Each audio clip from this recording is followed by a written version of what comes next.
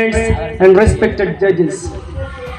Today I will speak about Ibn Sina, also known in the West as Avicenna, one of the most greatest thinkers, philosopher, mathematician, and astronomer of the Islamic Golden Age.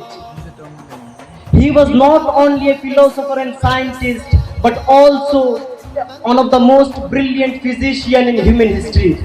So guys, who was Ibn Sina? Are you know who was Ibn Sina? A universal genius. His full name was Abu Ali al-Hussein ibn Abdullah ibn Sina. He was a great scientist, philosopher, mathematician, and astronomer of the Islamic Golden Age. He was born in 980 CE in Bukhara, which is now part of Uzbekistan, and he died in Hamdan, Iran. He was a true polymath, a master of many fields, including science, mathematics, astronomy, metaphysics, etc. So guys, we look forward to the next slide of the age of knowledge. Ibn Sina lived during the Islamic Golden Age, a time when scholars from different cultures worked together to advance science and philosophy.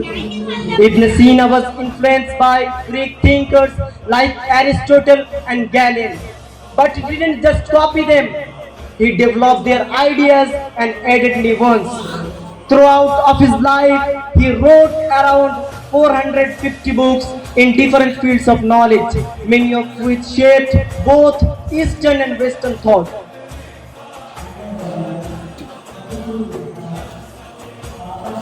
So we look forward to the next slide, from a child prodigy to a master.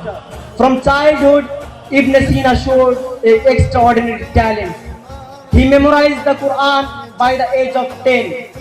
At only 17, he cured a Persian ruler who was very ill, and in return, he was allowed to use the royal library, one of the best in the world. By his 20s, Ibn Sina was already a well-known scientist and physician in the world.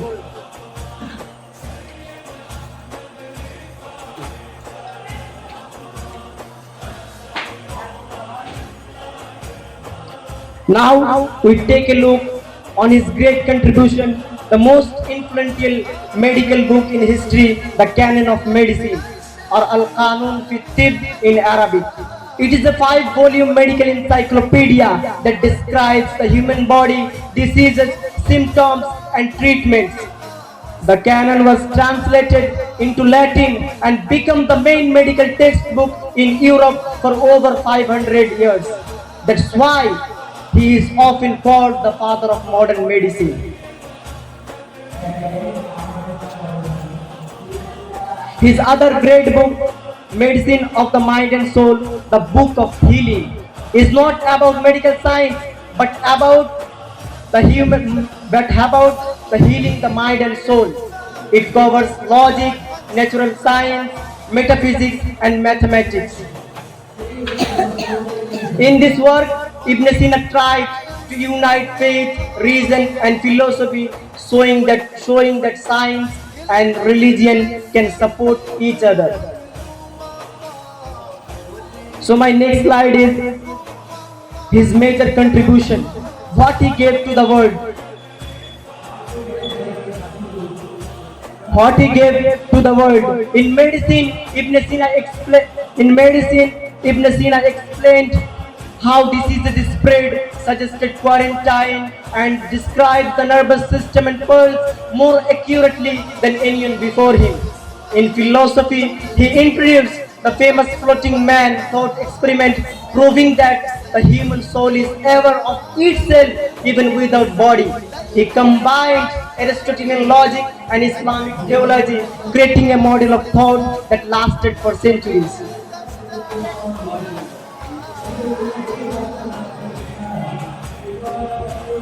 Our last slide is why Ibn Sina still matters. He was an architect of knowledge. He was far more than a doctor. He was an architect of knowledge. He showed that faith and reason can work together. Ibn Sina's life reminds us that curiosity, logic, and compassion can make knowledge timeless.